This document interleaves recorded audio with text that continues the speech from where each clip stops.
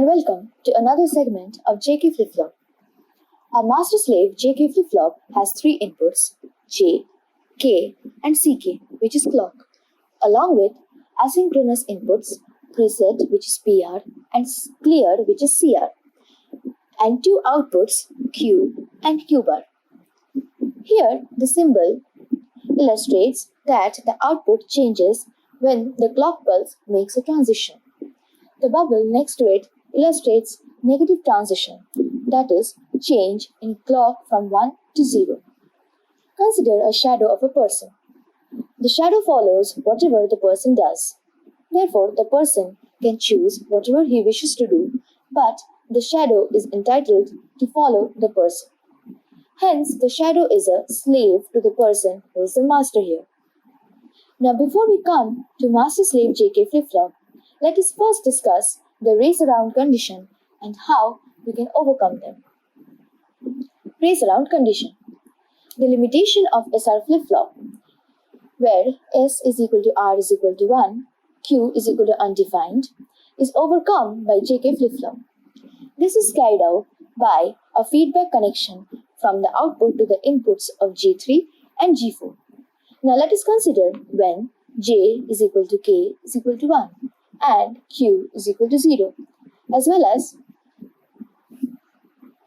pulse is applied to the clock input. After the time interval del t, which equals to the propagation delay of two NAND gates in series, the output changes to Q is equal to 1.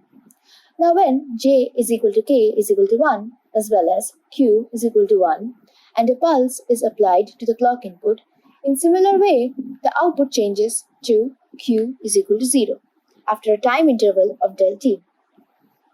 Hence, for the duration of Tp of the clock pulse, the output oscillates between 0 and 1.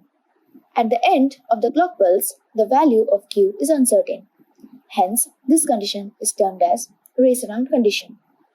This condition is avoided if Tp is less than del t is less than T.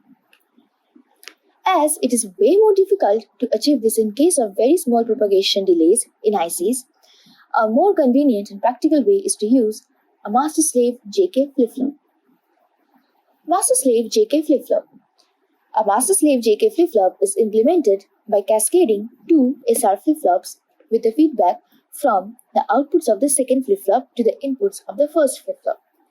Here, the first SR flip-flop acts as a master and the second SR flip-flop acts as a slave. Now let us see how this flip-flop works.